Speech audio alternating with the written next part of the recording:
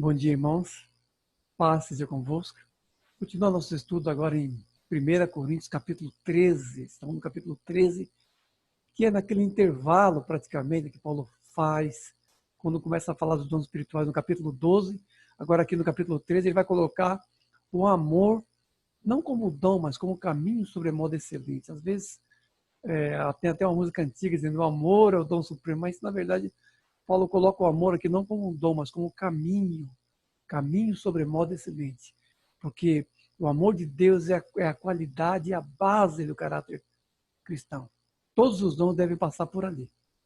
E o amor vai aparecer aqui como elemento validador de todo exercício de poder ou de graça. Sem o amor na base, nada aproveita. É isso que Paulo vai dizer aqui. Então ele começa aqui no versículo 1 e 2, né?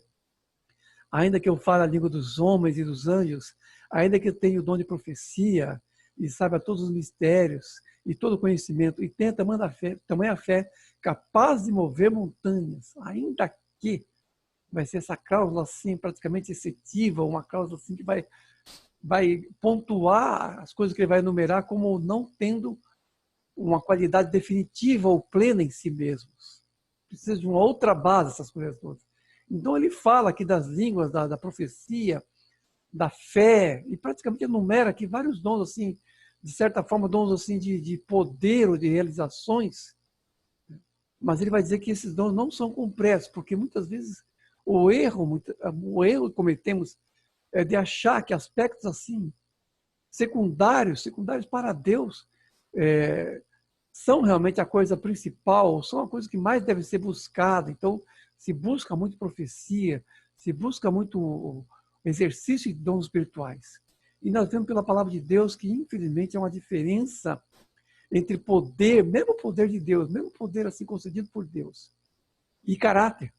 A gente vê claramente, né? Até eu recomendo aqui na leitura do livro Perfil de Três Reis, é um livrinho bem curtinho, mas fala muito sobre isso, a diferença entre capacitação ou dom e caráter, né? E vemos assim os exemplos bíblicos de Saul e Sansão, que eram pessoas assim dotadas de uma certa habilidade pessoal, mas mesmo assim falharam. Saul era alto, tinha todas as qualidades para ser um rei, mas era fraco de caráter. Quando foi colocado à prova em relação a esperar em Deus, a fazer as coisas segundo o mandamento de Deus, ele falhou. E Sansão, por outro lado, tinha uma força física sobrenatural, mas era fraco de caráter e acabou sendo tropeço para ele. E também temos pessoas assim, por exemplo, que receberam a sabedoria de Deus muito grande, não conheciam todo o mistério e toda a ciência, né? Mas conheciam muito mais coisas que a maioria das pessoas. Temos na palavra de Deus, por exemplo, o exemplo de Salomão, que tinha uma sabedoria tal que ele falava de vários assuntos, não falava de um assunto só. Ele falava desde a parreira que cresce no muro até o cedro no Líbano. Então, conhecia realmente muita coisa.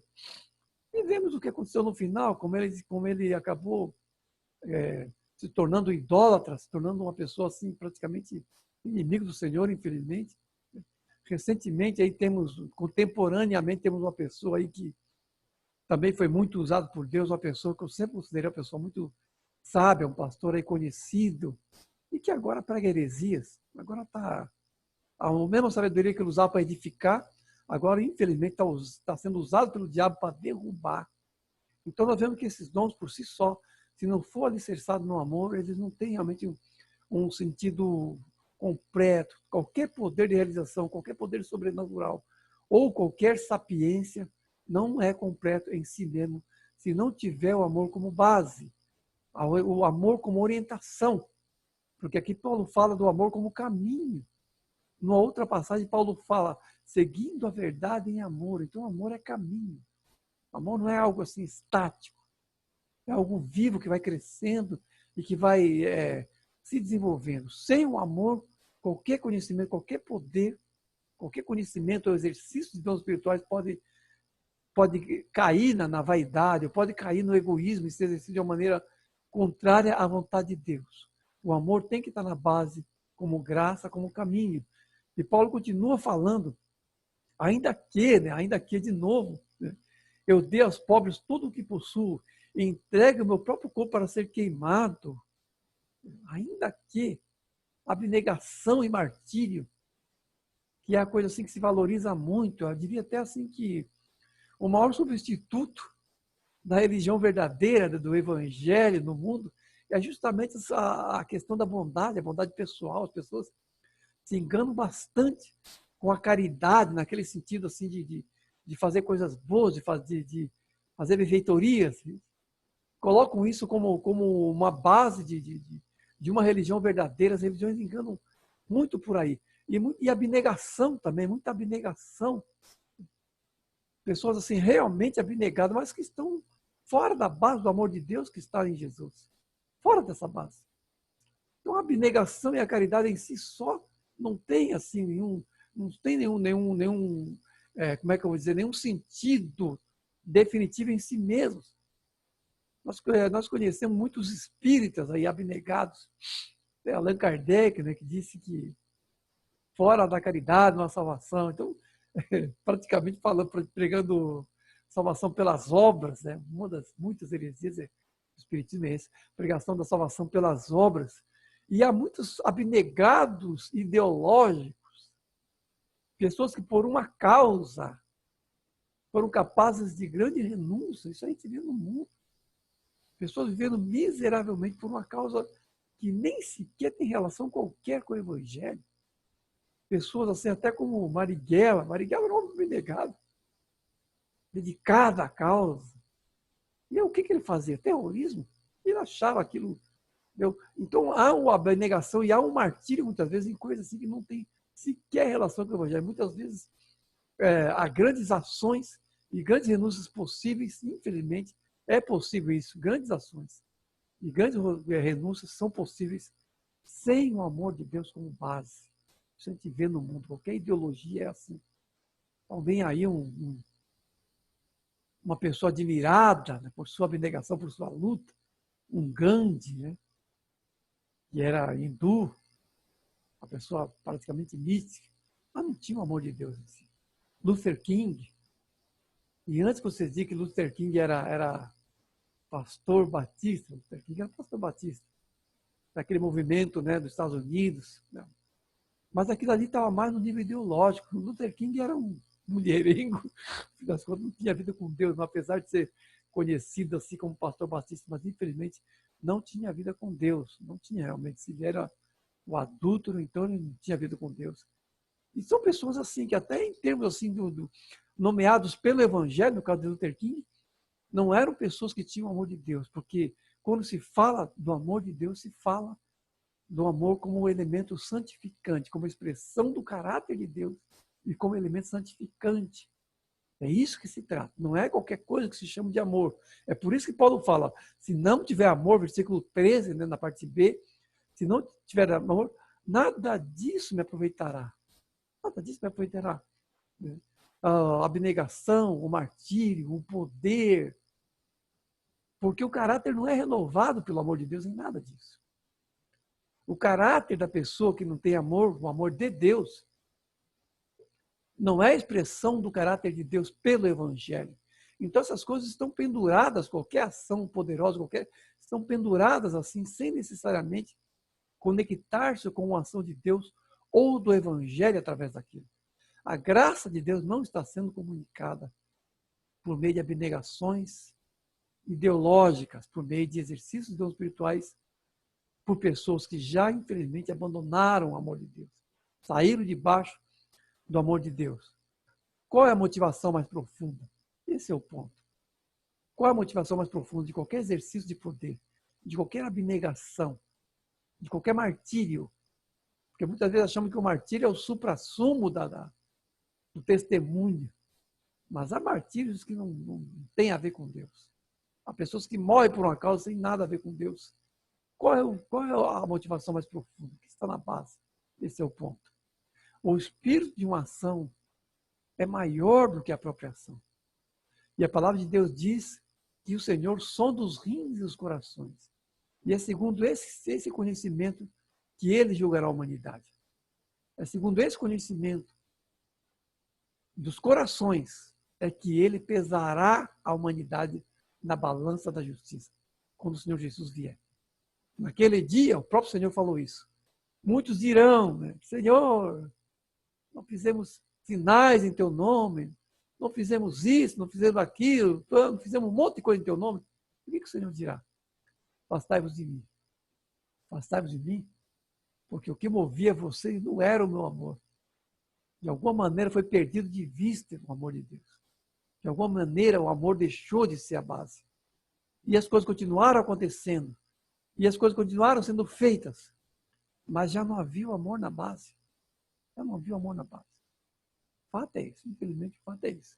Se não tiver amor, nada disso aproveitaria. Aí, de novo, vou repetir. O amor de Deus. O amor que é o caráter de Deus, transmitido pelo Evangelho. Um amor que santifica, que é expressão de santidade e é elemento santificante do caráter. É desse amor que eu estou falando. Tá? O amor da Bíblia, que a palavra de Deus fala. Paulo diz aqui, ó, no versículo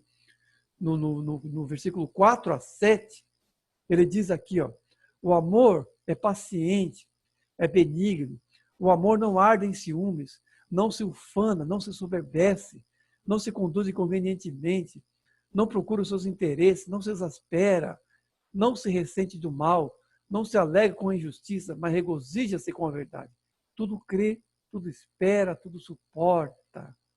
Esse amor aqui, de qualidade divina, de qualidade absolutamente livre e desinteressado. Esse amor, que é o único amor real e verdadeiro. Não é isso que fala no mundo aí. All we need is love. All we need is love, porcaria nenhuma. Essas pessoas cantam no mundo aí, né? Renato Russo, se não tiver amor. Falam de amor, mas esse amor aqui não é nada disso que é tão ideologizado no mundo, né? Que é tema aí de filmes, de novelas e tudo mais. Não é isso aí, não. É esse amor de Deus, que é um amor que é a expressão do caráter de Deus, e que é elemento santificante, que são o amor que é a base das próprias ações do caráter de Deus. É por esse amor que Deus enviou seu Filho para que todo aquele que nele crê, né, não pereça, mas tenha vida eterna. Foi esse amor que moveu a própria ação de Deus no processo de redenção. É esse amor. Desde o Antigo Testamento, os dois grandes mandamentos são esses: amar a Deus sobre todas as coisas e ao próximo como a si mesmo. E esse é o aspecto mais verdadeiro de todo relacionamento possível. Porque a vida com Deus é uma questão eminentemente relacional. Quer ver como está a sua vida espiritual? Veja como estão os seus relacionamentos.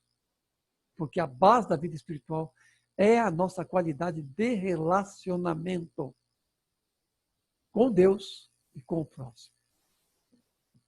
E se por um acaso achamos que o nosso amor a Deus não se estende ao nosso amor ao próximo, estamos realmente laborando em um grande erro. Porque a qualidade do nosso relacionamento com o próximo é esse o nível da qualidade do nosso relacionamento com Deus. Ninguém se engane quanto a isso. Se alguém diz que ama a Deus e não ama o seu próximo, é mentiroso. Como pode amar a Deus a quem não vê e não ama o próximo a quem vê?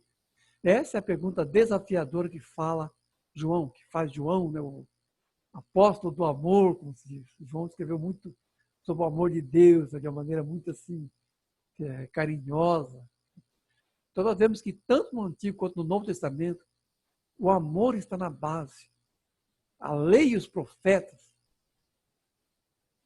são a expressão do amor. A síntese de tanto do Antigo quanto do Novo Testamento está no amor.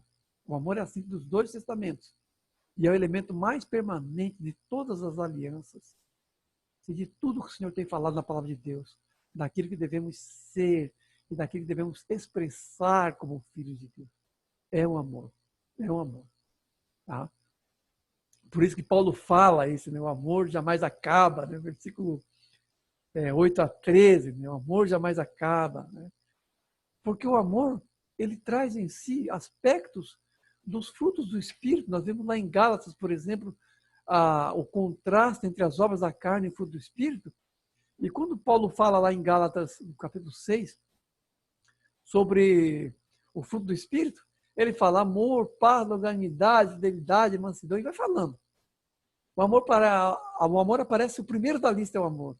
E, curiosamente, aqui, quando nós lemos aqui no versículo, né, 4 a 7, diz assim, o amor é paciente, benigno, não arde em ciúme, não soberbece, não se conduz conveniente, né?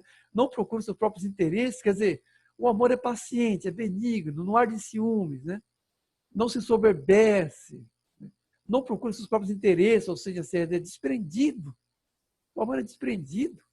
Sabe uma pessoa desprendida, uma pessoa moldável, uma pessoa que se ajusta a qualquer situação, tá bom, não tá, ela é desprendido, não é isso? Não procura seus próprios interesses. Ah, se não for do jeito que eu quero, não, é desprendida a pessoa que ama, né? Não se alegra com a injustiça, mas regozija com a verdade.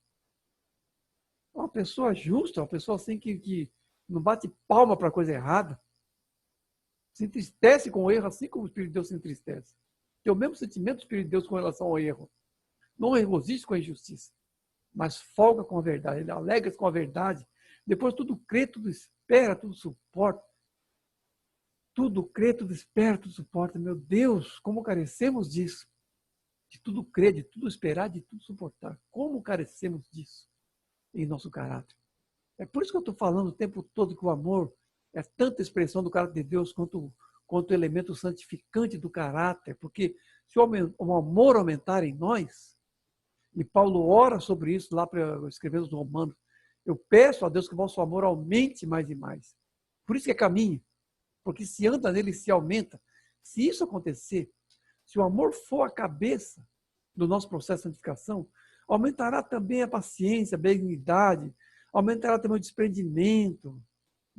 Não seremos ciumentos, apegados, não seremos assim, interesseiros, não seremos ressentidos do mal, rancorosos.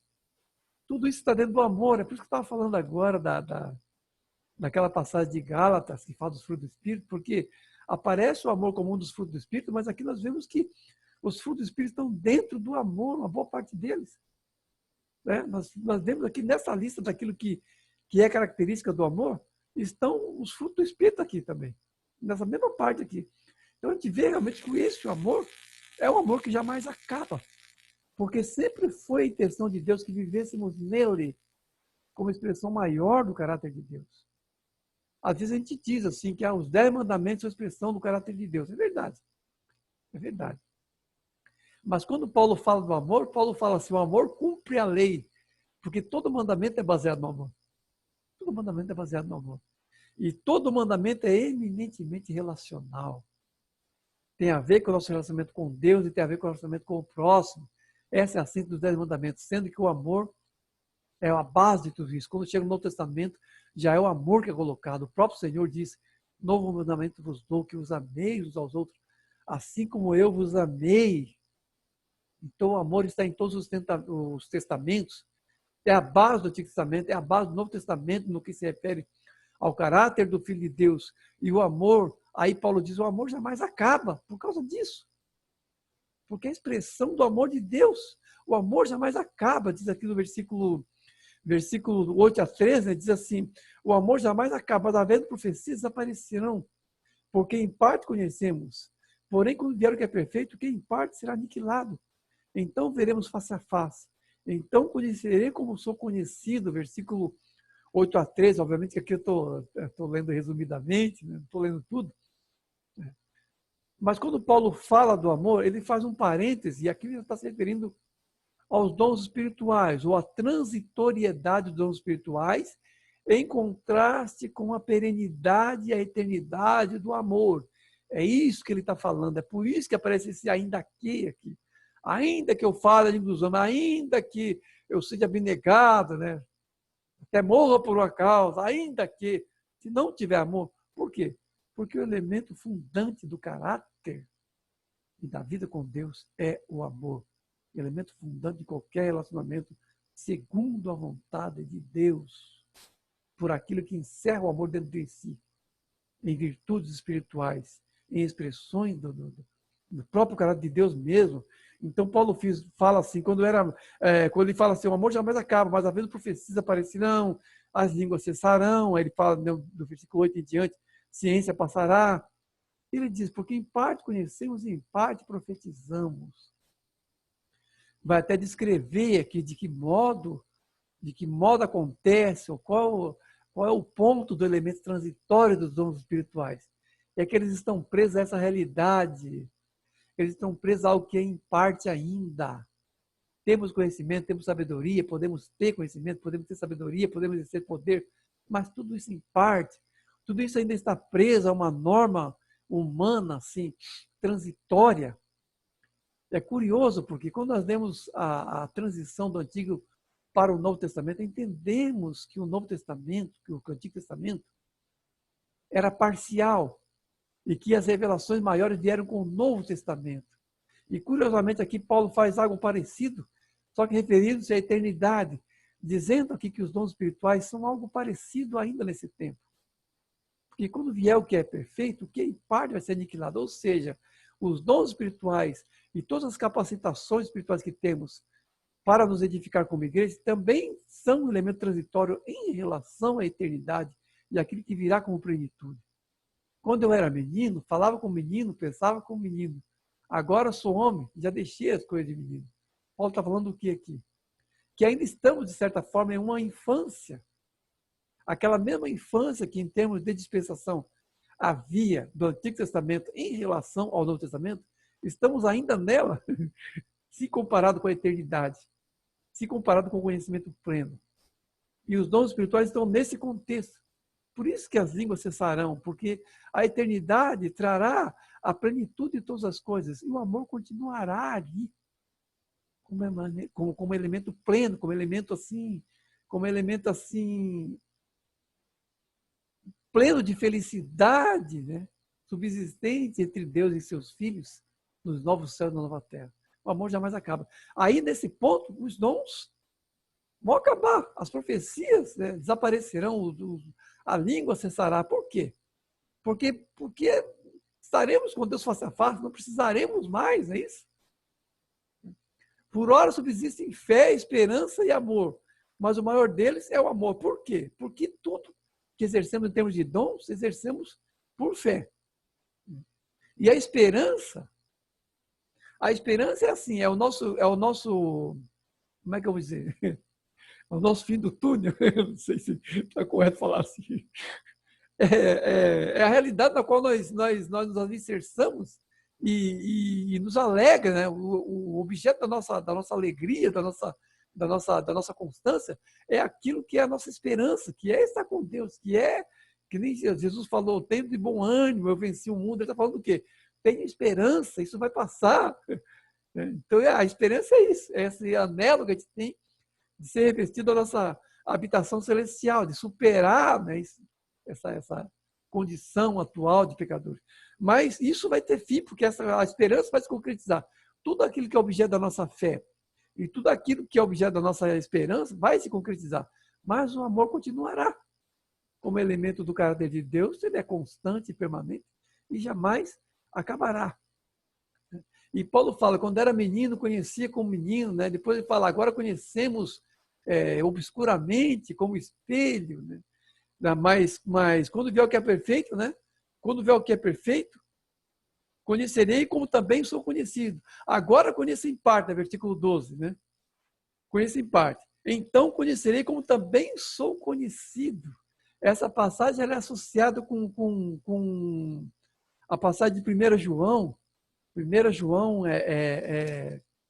1 João 3, 2 a 3 diz assim, 1 João 3, 2 a 3 diz assim, ó, amados, agora somos filhos de Deus e ainda não se manifestou o que havemos de ser. Presta atenção nessa linguagem de 1 João. Sabemos que quando ele se manifestar, seremos semelhantes a ele, porque haveremos de vê-lo como ele é. 1 João 3, 2. 2 a 3, né? Mas o versículo 2 fala isso. Versículo 2, 3, 2. 1 João 3, 2. Ele complementa essa ideia expressa aqui. Então, o que vai causar a cessação, o fim dos dons espirituais, vai ser a plenitude. Vai ser a plenitude. Vai ser a plenitude de todas as coisas. Não a cânon da Bíblia, né? Tem algumas pessoas que acreditam assim que quando viesse que é perfeito, seria a Bíblia. Veio a Bíblia é o perfeito. Não precisa mais de dons. Tem pessoa que acredita assim. Não tem nada a ver com isso. Tem a ver mais assim, com estar dentro do Senhor e ver o Senhor face a face, estar na presença dele, né, em toda a graça, em todo amor. Isso vai acontecer na eternidade. Tá? Então, o que importa agora então é que vivamos realmente nesse amor, permitamos que esse amor cresça dentro de nós, para que possamos viver em pleno testemunho. O Senhor disse, assim conhecerão que são meus discípulos, se tiverdes amor. Né? Então, que possa Deus realmente assim, nos fundar, nos alicerçar nesse amor, para que possamos viver em plenitude, para que, quando o Senhor vier nos buscar, estaremos realmente assim, plenos do amor de Deus, e estaremos com Ele por toda a eternidade dos novos céus e na nova terra, né? Vivendo assim, em felicidade plena, no amor de Deus, por toda a eternidade. Que o Senhor realmente assim, nos fortaleça em nossa perseverança, né? Em nossa fé, em nossa esperança, e, sobretudo, no nosso amor, para que atinjamos a promessa do Senhor. Amém? Deus abençoe, irmão.